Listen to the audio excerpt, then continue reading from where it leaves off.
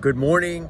It's Wednesday, and I want to know how you're doing with the challenge that I gave you on Monday to decrease meals and seek opportunities to move.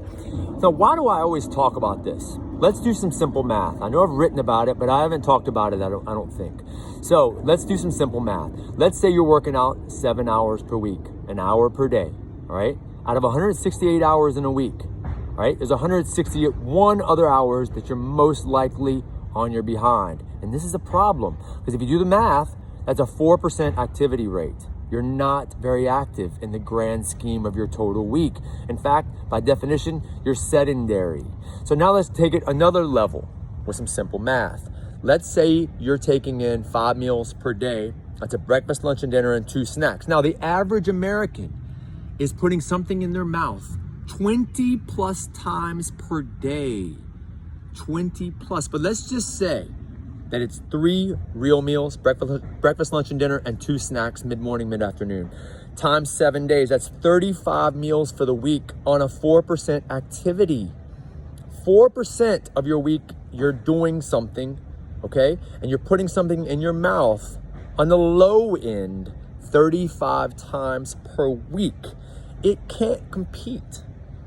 So if you wonder why you're stalling in your weight loss or not getting weight loss at all, you have to look at the ratio of meal frequency to movement.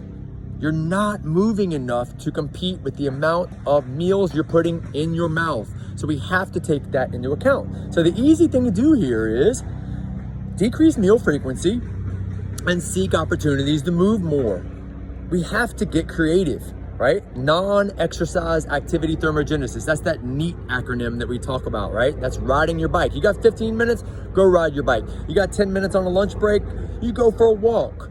You got a time after dinner, you go for another walk after dinner. I highly advise that you go for a walk after every meal that you take in throughout the day.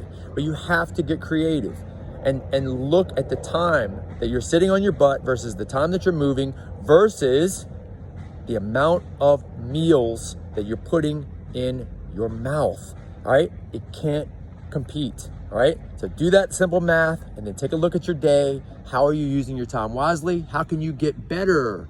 How can you get better at decreasing meals, improving quality of food, and increasing the amount of time that you're not on your butt? I'll see you on the next one. Have a good day.